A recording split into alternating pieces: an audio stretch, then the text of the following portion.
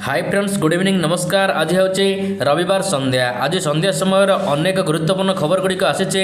बड़ खबर रही स्कूल पिलामानंक आसला आउ एक बड़ खबर। या सहित काली ठार तारिणी माँ मंदिर खोलिया जाऊँचे। सेपरी राज्यर टीकाकरण खबर हो कि देशर टीकाकरण खबर हो, समस्त गुरुत्वपूर्ण खबर गुड़िक रही। या सहित पाणीपाग खबर रही। तेणु आपण भिडियोटी संपूर्ण देखिले आज संध्यार सब खबर गुड़िक जानीपारे। डेली डेली यही नुआ नुआ अपडेट पाइबा आम चैनल को सब्सक्राइब करनी।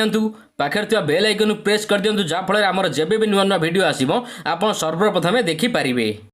नंबर 1, अवसर प्राप्त शिक्षकों को नियुक्ति देवा योजना। हाईस्कल रे शिक्षक अभाव सांग को स्टैंडर्ड ऑपरेटिंग सिस्टम 10वीं श्रेणी शिक्षादान में बाधक साजिचे। चलित मास 8 तारिख हाईस्कल खोल जाइए पाठपढ़ार अनेक विभ्राट होता सूचना मिली। विशेषकर शिक्षक अभाव थिबारु जड़े शिक्षकों को निरंतर भाव में 5 ରୁ 6 क्लास करने पड़ुछि। अन्यपक्षे अधिकांश स्कूल रे विज्ञान शिक्षक पद खाली पड़थिबारु उभय भौतिक विज्ञान एवं जीव विज्ञान विषय आगे पारु नाही। एपरि स्थले 100 दिनर पाठ्यक्रम संपूर्ण करने एक प्रकार असंभव व्यापार होइछे। यार समाधान पाई जिला शिक्षा अधिकारी और ब्लॉक शिक्षा अधिकारी माने विभिन्न विद्यालय रे खाली पड़िथिबा शिक्षक मानकर तालिका मगाइबा आरंभ करिसंती। शिक्षक अभाव थिबा स्कूल रे अवसर प्राप्त शिक्षक बा युक्त 2 शिक्षक मानकु सामूहिक भाव में नियुक्ति देवा पाई योजना चलीचे। आसंता सप्ताह रे एभली समस्यार समाधान पाई जिला और ब्लॉक शिक्षा अधिकारी माने युद्धकालीन भित्तिरे प्रस्तुति आरंभ करिथिबा जणा पड़िचे। नंबर 2, स्कूल फी विवाद प्रसंग। स्कूल फी छाड़ संपर्क में हाईकोर्ट देथिबा राय को नहीं विभ्रांत सृष्टि न करने लगी federation of private school association साधारण संपादक सत्यव्रत मीनकेतन परामर्श देइचंती।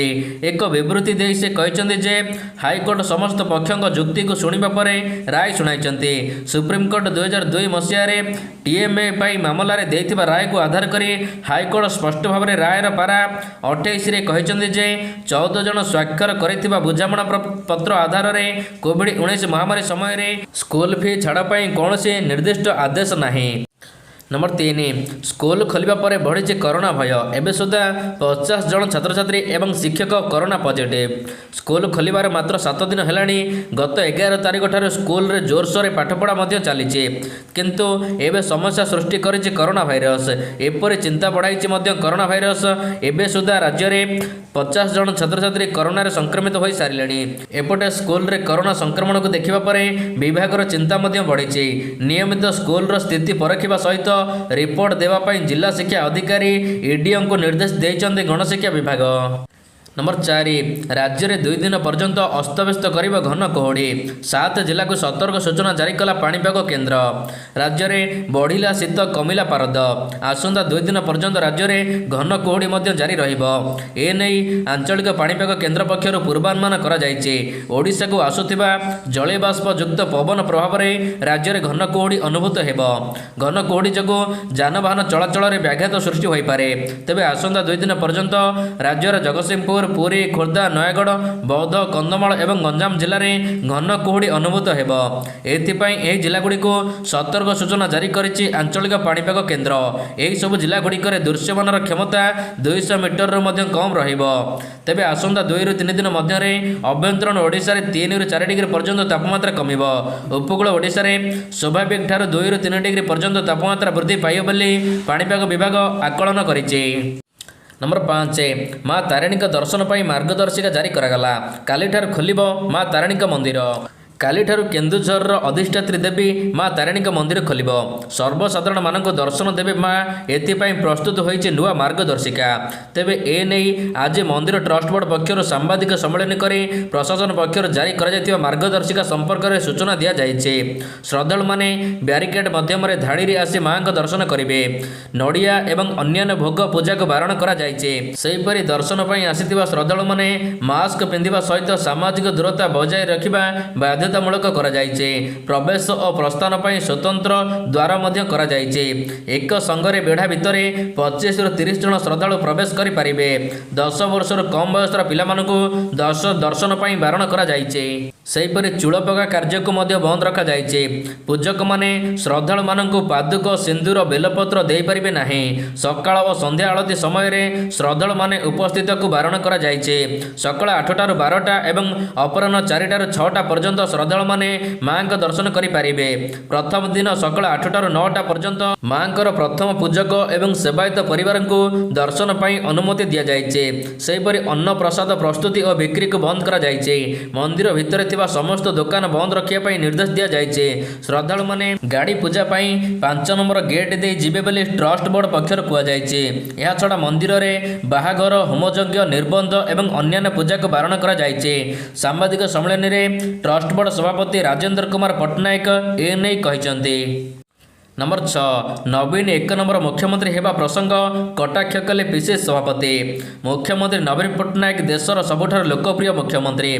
घरोई टीवी चैनल एबीपी पक्षर सर्वे रिपोर्ट प्रकाश पाइबा परे प्रदेश कांग्रेस कमिटीर सभापति निरंजन पट्टनायक कटु समालोचना करिसेंती।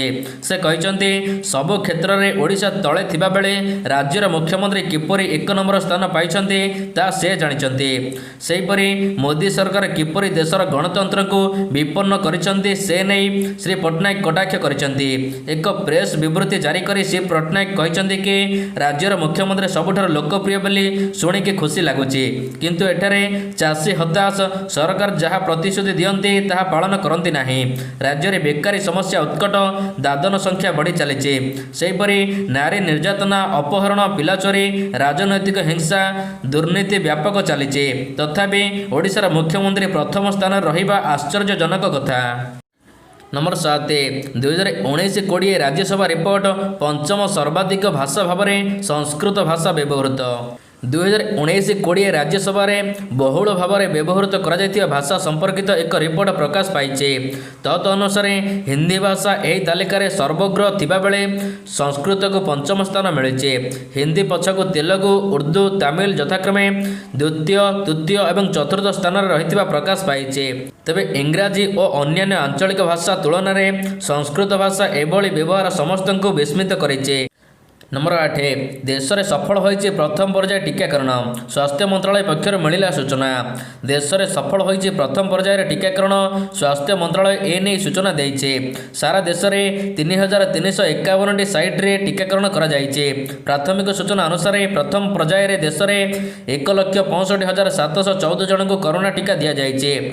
तेबे वैक्सीन नेबा परे कौनसी पार्श्व प्रतिक्रिया नथिबा सूचना देइछन्ति केंद्र स्वास्थ्य मंत्रालय अतिरिक्त सचिव मनोहर अग्नानी। देश में 3351 केन्द्र में टीकाकरण में 16,755 जन नियोजित होते। संध्या 5टा सुधा कालीर रिपोर्ट अनुसार 1,65,714 जन को टीका दि जाइए। 11टी राज्य में कोवाशील्ड एवं कोवैक्सीन 2टी टीका दि जाइए। अन्य राज्य और केंद्र शासित अंचल गुड़िक केवल कोवाशील्ड टीका दि जाइए बोली केंद्र स्वास्थ्य मंत्रालय पक्षर सूचना दि जाइए। नंबर 9 पुणी कमिला सुना दर। जानतु आज दर देश में एवं राज्य में केते रही। काली अपेक्षा आज पुणी सुना दर में सामान्य परिवर्तन होइछे। काली तुलन में आज सुना दर 500 टंका पर्यंत कमिছে। आज भारतीय बाजार में 22 कैरेट सुना दर 10 ग्राम प्रति 47,910 टंकार रही। यह सहित 24 कैरेट सुना मूल्य देश में आज 10 ग्राम को 48,910 टंकार रही। सेहीपरि ओडिशा राजधानी भुवनेश्वर में 22 कैरेट सुना मूल्य एवं 24 कैरेट सुना मूल्य परिवर्तन होइछे। आज 22 कैरेट सुना मूल्य 10 ग्राम को 45,000 टंका रही। यह सहित 24 कैरेट सुना मूल्य 10 ग्राम को भुवनेश्वर में 49,640 टंकार रही। नंबर 10 आज राज्य में पेट्रोल और डीजेल दर सामान्य परिवर्तन। जानतु आज दर केते रही। काली तुलन में आज पुणी तेल दर में सामान्य परिवर्तन होइछे। आज भुवनेश्वर में पेट्रोल दर लिटर पिछा 85 टंका 33 पैसा रही। से बेले डीजेल दाम प्रति लिटर 81 टंका 56 पैसा रेकर्ड करा जाइछे।